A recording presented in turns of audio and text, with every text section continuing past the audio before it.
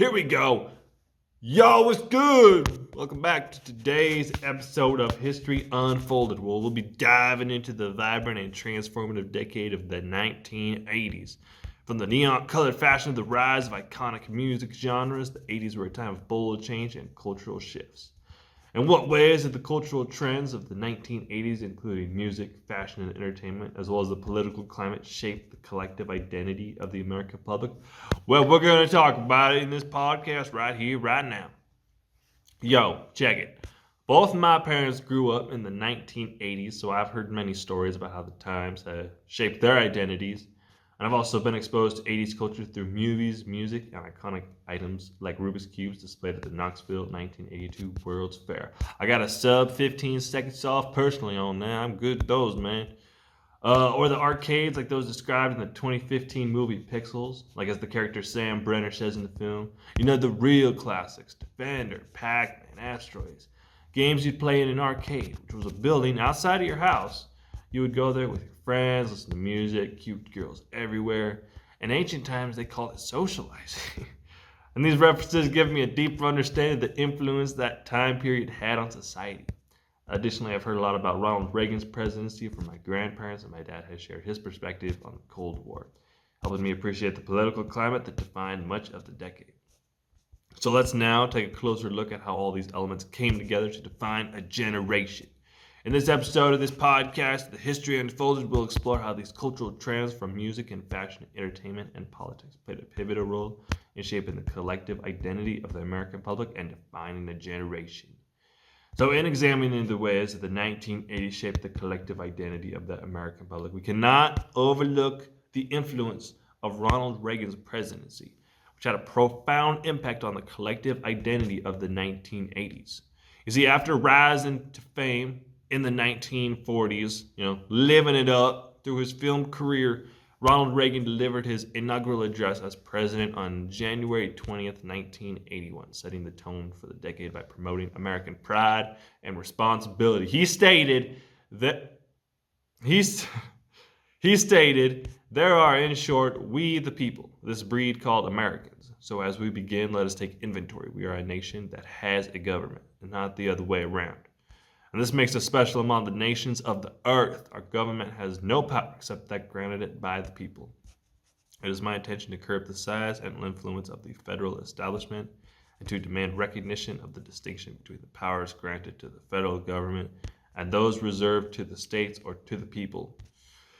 Fundamentally, he was onto something. Ronald Reagan's 1981 speech promoted unity, personal responsibility, and economic growth. By emphasizing fairness, opportunity, and limited government, he reflected the era's values of freedom and self-reliance, helping shape the political and cultural landscape of the 1980s. He focused on the hard-working people of America and pushed for equal opportunities and a smaller government. His ideas matched the 1980s trends of independence and self-reliance, influencing the identity of the American public during that time. Reagan's economic policies, known as Reaganomics, emphasized tax cuts, deregulation, and a smaller government, aiming to stimulate growth and opportunity. So as we explore how the 1980s shaped American identity, Reagan's rhetoric provides a key example of how political shifts impacted cultural trends and, in turn, influenced the way people saw themselves and their place in society.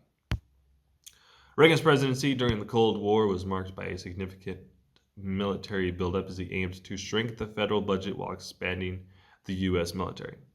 OpenStack stated in their book U.S. History that while trying to shrink the federal budget and the size of government sphere at home, Reagan led an unprecedented military buildup in which money flowed to the Pentagon to pay for expensive new forms of weaponry. The press drew attention to the inefficiency of the nation's military-industrial complex, offering as examples expense bills that included $640 toilet seats and $7,400 coffee machines. Those are some prime coffee machines, man. One of the most controversial aspects of Reagan's plan was the Strategic Defense Initiative, SDI, which he proposed in 1983. Now, SDI, or Star Wars, it was also known, called for the development of a defensive shield to protect the United States from a Soviet missile strike. Essentially, it was for real, fam, and the SDI estimated to cost around $7.5 billion US. was never completed and eventually abandoned, highlighting both the challenges of Cold War defense strategies and the tensions between military spending and diplomatic efforts. The U.S. history textbook supports my project by providing critical historical context on Reagan's military policies and their impact on the Cold War era.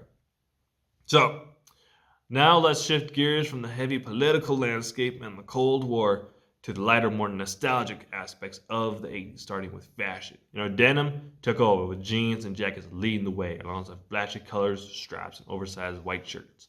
Parachute pants made famous by MC Hammer, which he displayed in his music video "You Can't Touch This," was a must-have along with vests, polo shirts, and other casual styles. These fashion trends weren't about looking good; they were a statement of the times, man, reflecting the boldness and creativity of the epoch. Bright neon colors and patterns became a symbol of the carefree, energetic spirit of the 80s, a decade that embraced individuality and self-expression. This style of boldness and innovation wasn't limited to just clothing. It carried over into the world of cars as well.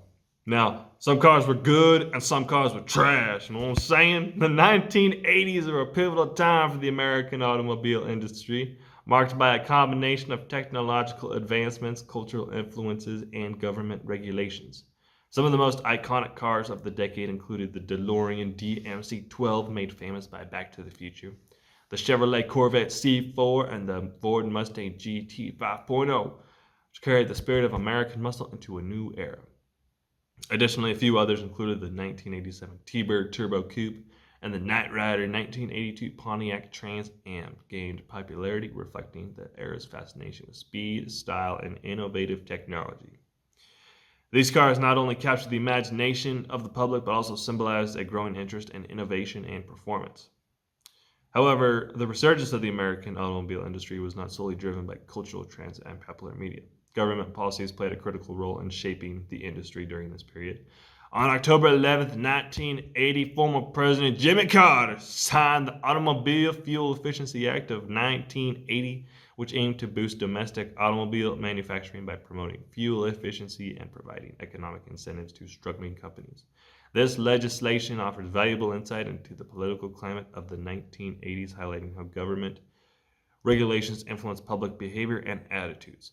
Carter said the revitalization of our nation's domestic automobile industry is essential to the health of our economy. In the past several months, we have made progress towards this goal. My administration has modified existing regulations to save the auto industry more than $600 million in the years to come. I've proposed a 40% increase in depreciation allowances to give the industry the tax incentives that it needs to retool. I also have proposed a refundable investment tax credit to help the domestic companies which currently are not profitable to invest in the future. So basically, the mix of cultural interest in powerful, high-performance cars and government support for the auto industry shaped the 1980s car scene. Popular models like the Mustang GT reflected a desire for independence and status, while policies like trade limits and tax breaks helped boost domestic production.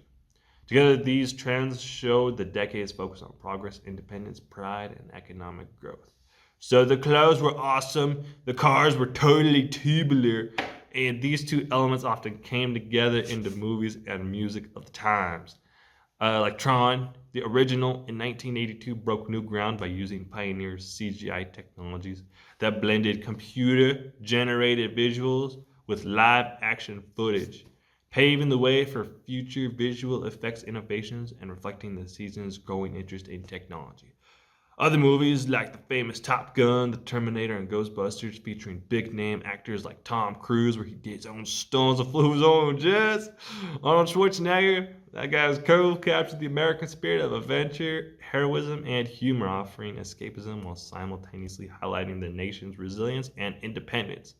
These films were accompanied by soundtracks that blended glam metal and hair bands like Europe, Journey, Bon Jovi, and Van Halen, bringing the high-energy guitar-driven anthems to the big summer blockbuster big screens, man.